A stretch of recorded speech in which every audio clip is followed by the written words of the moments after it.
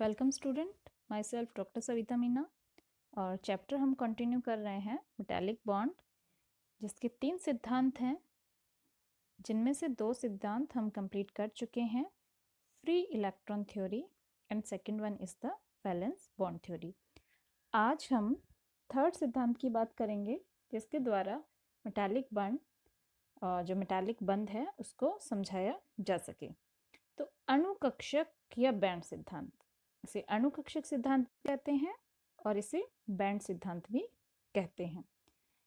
इस सिद्धांत के आधार पर, जो कि हमने वैलेंस बॉन्ड थ्योरी में हम नहीं समझा पाए थे कि स्पेक्ट्रम में वेरियस एनर्जी लेवल्स होते हैं, डिफरेंट ऊर्जा स्तर होते हैं, तो उनको नहीं समझा पा रहे थे, उनको हम इस सिद्धांत में समझाने की कोशिश करेंगे। अगर हम धातु परमाणुओं को एक दूसरे के पास लाकर उनका स्पेक्ट्रम ले तो होगा क्या?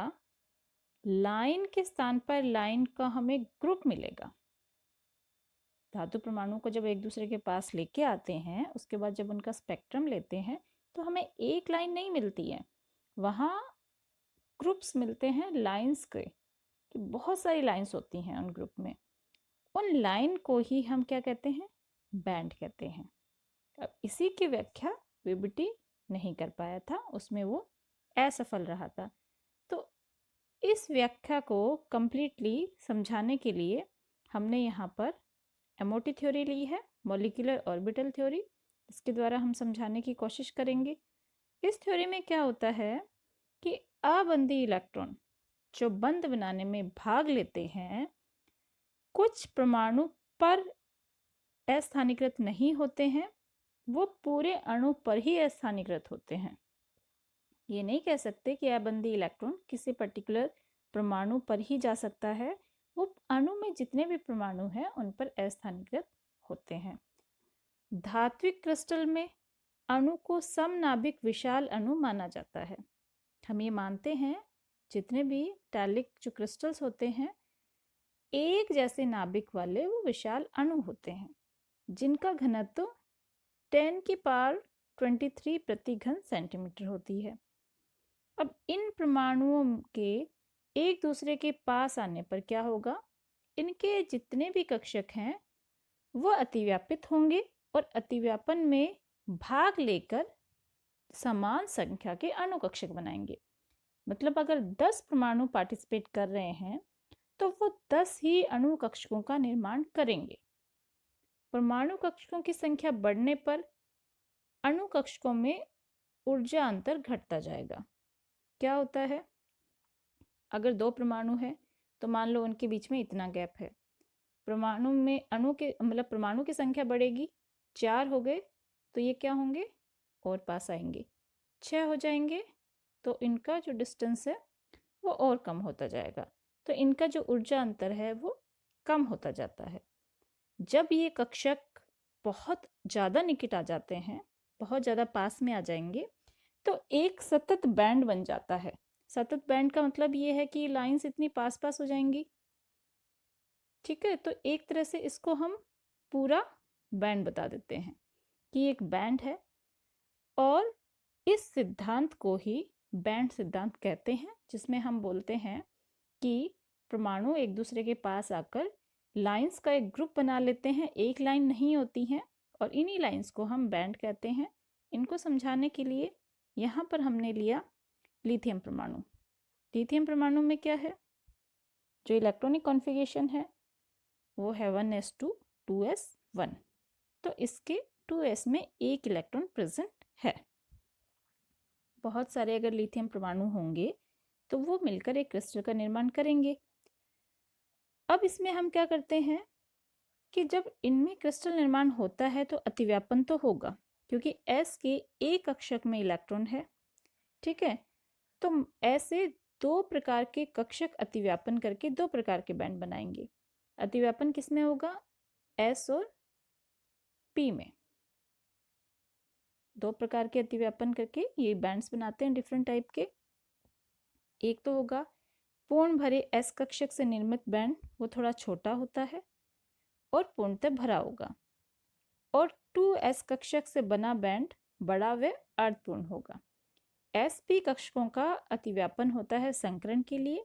बैंड्स बनाने के लिए जो दो कक्षक यहाँ पर पार्टिसिपेट करेंगे वो है 1s और 2s। तो 1s कक्षक से जो बैंड बनेगा वो छोटा बनेगा क्योंकि वह पूर्णतः भरा हुआ है, जबकि 2s से वो बैंड बड़ा होगा और वो हाफ फिल्ड होगा। तो 1s तथा 2s कक्षकों के मध्य दूरी अधिकतम होने से बैंड के बीच भी दूरी अधिकतम होगी।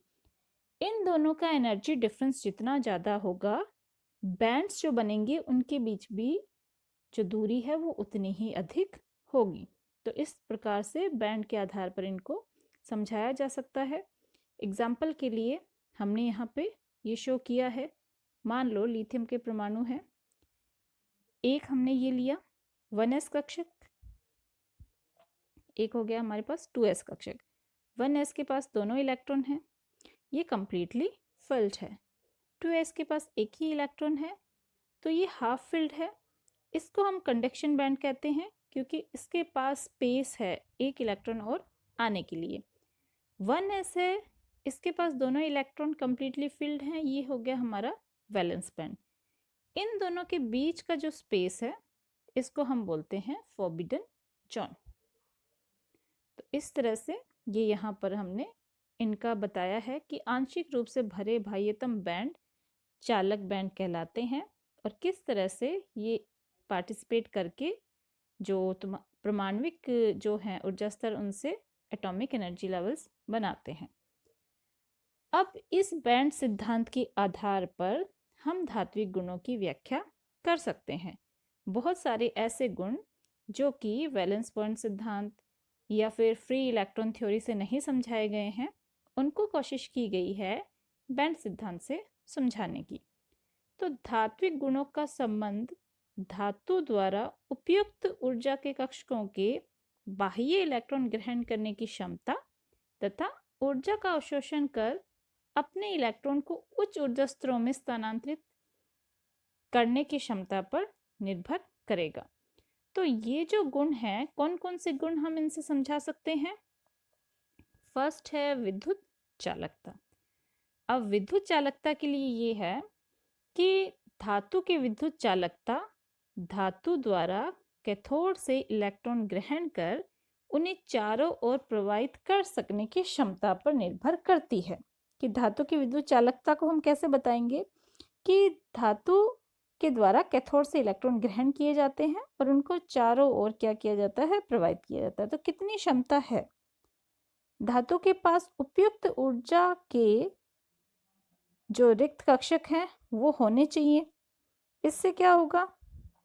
प्रवाहित करने की क्षमता उतनी ही अधिक होगी जितने की उनके प्रभावी इलेक्ट्रॉन संख्या होगी। अब इसमें होता क्या है, परमाणु संख्या बढ़ने पर संयोजी इलेक्ट्रॉन की संख्या इंक्रीज होगी। संयोजी इलेक्ट्रॉन की संख्या इंक्रीज होने से क्या होगा? चालन बैंड में रिक्त कक्षकों की संख्या है वो डिक्रीज होती जाएगी। डिक्रीज होने से उनका प्रभावी इलेक्ट्रॉन संख्या वो भी डिक्रीज होगी। तो इन सब की वजह से क्या होगा, जो इनका जो विद्युत प्रभाव है वो इसी रिस्पेक्ट में डिक्रीज होगा। ठीक है। अतः जिन तत्वों के बाह्यतम बैंड आंशिक रूप से भरे होते हैं उनमें विद्युत का चालन होगा और आवर्त में परमाणु संख्या इंक्रीज होने पर संयोजी इलेक्ट्रॉन की संख्या इंक्रीज होगी। संयोजी इलेक्ट्रॉन संख्या इंक्रीज होने पर चालन बैंड के जो रिक्त कक्षक हैं उनकी संख्या डिक्रीज हो जाएगी। जितने ज़्यादा इलेक्ट्रॉन्स होंगे उतना ज़्यादा क्या होगा, संयोजी इलेक्ट्रॉन्स इंक्रीज होंगे, चालन बैंड में रिक्त इलेक्ट्रॉन की संख्या कम होती जाएगी, तो चालकता डिक्रीज होगी। अगर हम वर्ग में जाते हैं तो वर्ग में क्या है, ऊर्जा अंतर को देखेंगे। ऊर्जा अंतर जितना कम होगा अतिव्यापन उतना ही अधिक होगा। अतिव्यापन अधिक होने से क्या होगा, चालक बैंड में रिक्त कक्षकों की जो संख्या है वो उतनी ही अधिक होगी और चालकता भी इंक्रीज होती जाएगी। इस तरह से हम विद्युत चालकता को समझा सकते हैं। यहाँ पर हम एग्जाम्पल के लिए दिखा रहे हैं, ये हमने डायग्राम बनाया है। इसमें जो इसका रीज़न था, एटलीस्ट जो रो है उनको हम टू रो हैं उनको हम मेटल्स बोलते हैं, क्योंकि उनमें ये सारी क्वालिटीज़ होती हैं। एग्जाम्पल के लिए ये हमने बेरिलियम लिया है। बेरिलियम का जो इलेक्ट्रॉनिक कॉन्फ़िगरेशन है वो होता है 1s2 2s2। तो इसके 1 और 2 दोनों में ही इलेक्ट्रॉन फिल्ड होते हैं। अब इनके अतिव्यापन के लिए ये पी कक्षकों का उपयोग करते हैं। पी कक्षकों के साथ अतिव्यापन से क्या होगा, इनके पास 3 तरह के ऊर्जा स्तर बनेंगे। एक हो गया ये 1s कक्षक, एक 2s कक्षक और एक 2p। अतिव्यापन होगा यहाँ s और p में। तो जो s कक्षक हैं वो कम्प्लीटली फिल्ड हैं और जो 2s कक्षक हैं वो भी कम्प्लीटली फिल्ड हैं और 2p कक्षक खाली हैं। तो उनके अतिव्यापन से क्या होगा, हमें भरे हुए ऊर्जा स्तर भी मिलेंगे और रिक्त ऊर्जा स्तर भी मिलेंगे, जहाँ पर कि इलेक्ट्रॉन का स्थानांतरण हो सकता है। और इनके जो बीच का ये स्पेस है इसको हम बोलते हैं फॉरबिडन एरिया। आर यहाँ पे त्रिज्या जो है, त्रिज्या ये इनका जो डिस्टेंस है एस और पी कक्षकों का या 1s और 2s कक्षकों का, वो क्या होगा, अगर इनफाइनाइट है उस कंडीशन में कोई अतिव्यापन नहीं होगा। जैसे जैसे इनकी डिस्टेंस कम होती जाएगी, इसको हम दिखा रहे हैं धातु में अंतर्नाभिकीय दूरी, ये कम होती जाएगी, वैसे वैसे क्या है, इनमें अतिव्यापन उतना ही अधिक होगा। तो अब क्षारीय मृदा धातुओं के जो बाह्यतम कक्षक होते हैं एस, वो ज़्यादातर भरे होते हैं, अतः उनसे जो बना हुआ बैंड है वो भी भरा हुआ ही होगा, जिसके कारण ये मतलब कंडक्शन में पार्टिसिपेट नहीं करते हैं, ये तत्व रोधी होते हैं। और हमें चाहिए कि परंतु इनके जो 2s और 2p कक्षक हैं उनके ऊर्जा स्तरों में अंतर बहुत कम होता है। कम होने की वजह से वो क्या करेंगे, अतिव्यापन कर लेते हैं वो बैंड, और अतिव्यापन से इनके ns के कुछ इलेक्ट्रॉन np में चले जाते हैं तथा रिक्त स्थान उत्पन्न हो जाता है। अतः ये तत्व विद्युत का इजीली चालक होते हैं, उनका चालन कर देते हैं। तो इनके अतिव्यापन की वजह से ही इनमें कंडक्शन होता है। इसके अलावा क्या है कि जो संयोजकता बैंड जो भरा होता है, चालक में क्या होगा, संयोजकता बैंड है वो भरा होता है, लेकिन अगर इनके चालक बैंड में ऊर्जा को कम कर दिया जाए तो दोनों के बैंड एक दूसरे के बहुत निकट आ जाते हैं। निकट आने की वजह से क्या होगा, इन पदार्थों की जो चालकता होती है वो कुचालकों से थोड़ी अधिक हो जाती है, इसलिए इन्हें अर्धचालक भी कहा जाता है और ये कुचालक और सुचालक के मध्यवर्ती होते हैं। तो चालन बैंड और जो वैलेंस बैंड है उनके बीच के डिफरेंस के आधार पर ही हम बता सकते हैं कि वो कैसे बिहेव करेंगे, सुचालक, कुचालक या फिर अर्धचालक। तो इनका जो ये चालकता है कि टेम्परेचर डिपेंडेंट भी होती है। टेम्परेचर डिपेंडेंट होने की वजह से क्या होगा कि इनके जो बैंड्स हैं, बैंड्स में जो डिफरेंस है वो कम ज़्यादा होने की वजह से चालकता बदल सकती है। एग्जाम्पल के लिए हमने क्या किया, ये बैंड्स लिए 3, ठीक है, इनमें ताप बढ़ने पर परमाणु के नाभिकों का कंपन बढ़ जाता है, जिसमें इलेक्ट्रॉन की गतिशीलता भी बढ़ जाती है। गतिशीलता में बहुत ज़्यादा डिस्टर्बेंस होगा। डिस्टर्बेंस होने की वजह से क्या होगा, जो चालक बैंड हैं उनके इलेक्ट्रॉन एक्साइट होकर रिक्त कक्षकों की तरफ जाते हैं, जिससे क्या होगा, रिक्त कक्षकों की जो संख्या है वो थोड़ी सी कम हो जाती है। दोनों ही कारणों से जो विद्युत चालकता है वो कम होगी। यहाँ पे एग्जाम्पल के लिए हमने यहाँ बैंड्स बनाए हैं, इन बैंड्स को हम देख सकते हैं। ये हो गया हमारे पास एनर्जी लेवल्स। कुचालक के लिए जो वैलेंस बैंड और फॉरबिडन बैंड है, इनमें ये जो गैप है ये बहुत ही वैलेंस बैंड और जो कंडक्शन बैंड है इनमें जो गैप है वो बहुत ही ज़्यादा होता है, जिसको हम फॉरबिडन एरिया कहते हैं। तो इलेक्ट्रॉन जंप कर कर ऊपर नहीं जाते हैं कंडक्शन बैंड में, तो इसकी वजह से ये कुचालक हैं। अर्धचालक में क्या होगा, वैलेंस बैंड और इसमें कंडक्शन बैंड में जो गैप है वो थोड़ा कम हो जाएगा। सुचालक में ये गैप इतना कम हो जाता है कि इनका अतिव्यापन हो जाता है बैंड्स का, जिसकी वजह से क्या होगा कि ये जो धातुएं होती हैं इनके ऊर्जा स्तर आपस में मिक्स हो जाते हैं, अतिव्यापित हो जाते हैं, तो ये सुचालक की तरह बिहेव करते हैं।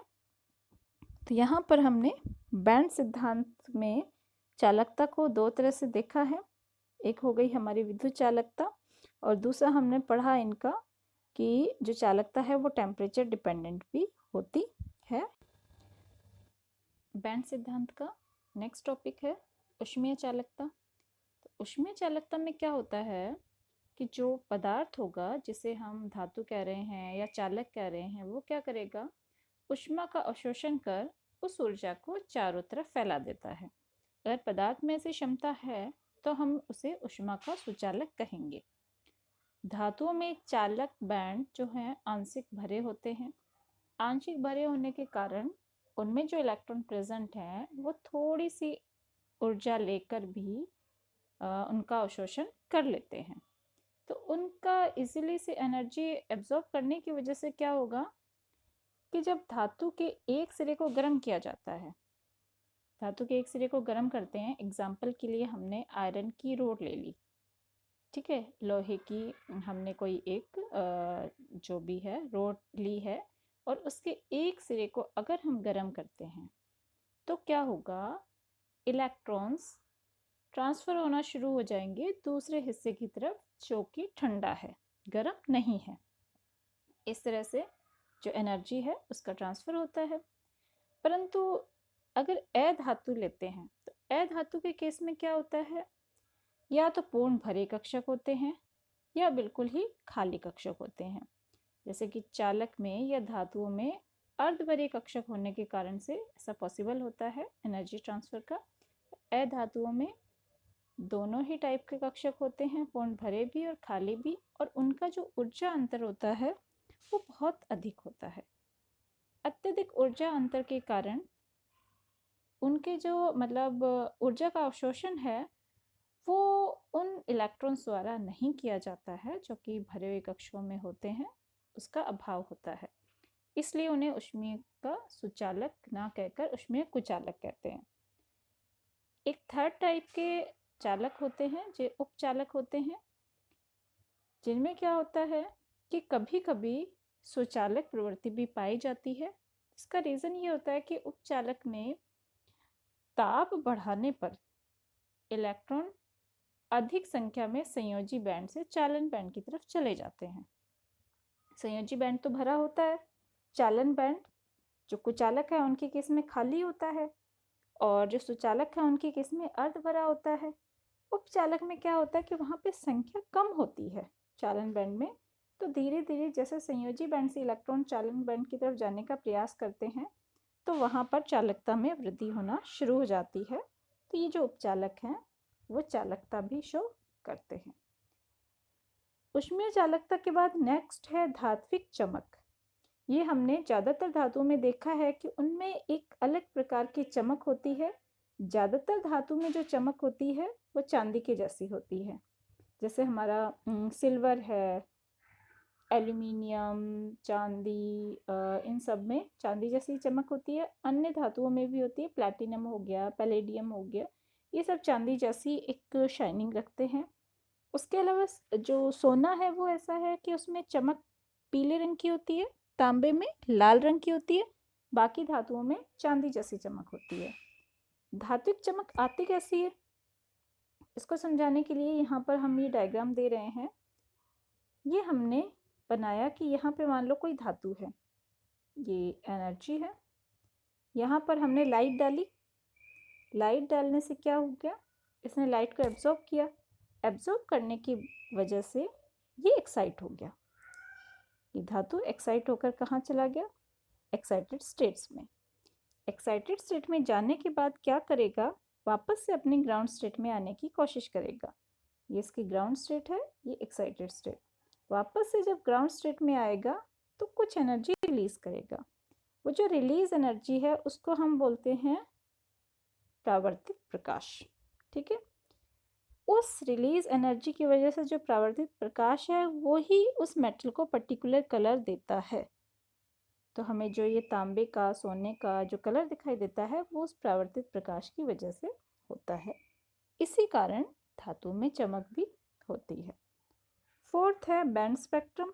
बैंड स्पेक्ट्रम का हमने पहले भी पढ़ा है कि बैंड में क्या होते हैं, बहुत सारे ऊर्जा स्तर होते हैं और वो ऊर्जा स्तर एक दूसरे के बहुत पास पास होने की वजह से क्या होगा, एक सतत बैंड का निर्माण करते हैं। इसी वजह से हम वहाँ पर इलेक्ट्रॉन के विस्थानीकरण की व्याख्या भी कर सकते हैं। जैसा कि हमने पहले भी बताया था कि अणु में जितने भी परमाणु हैं वो मिलकर जो लेवल्स बनाते हैं ओवरलैपिंग से, या जो भी एटॉमिक ऑर्बिटल लेवल बनाते हैं, तो उन सब में इलेक्ट्रॉन का जो विस्थानीकरण है वो इजीली होता है। इसी वजह से हम उनके बॉइलिंग और मेल्टिंग पॉइंट भी बता सकते हैं। चालन बैंड में जब रिक्त ऊर्जा स्रोत की ओर इलेक्ट्रॉन स्थानांतरित होते हैं तो उत्सर्जित व अवशोषित विकिरणों में जो लैम्डा का मान है उनका जो अंतर है वो कम हो जाता है। तो उस कम अंतर की वजह से क्या होगा कि इनकी जो लाइंस हैं वो एज ए स्पेक्ट्रम हमें एक सतत बैंड के रूप में दिखाई देती हैं। तो इसके आधार पर हम जो धातु हैं, मेटालिक बॉन्ड है, उनकी कैरेक्टरिस्टिक्स जो हैं उनकी व्याख्या इजीली कर सकते हैं। यहाँ पर ये हम चैप्टर कंप्लीट करते हैं धात्विक बंध। Thank you students.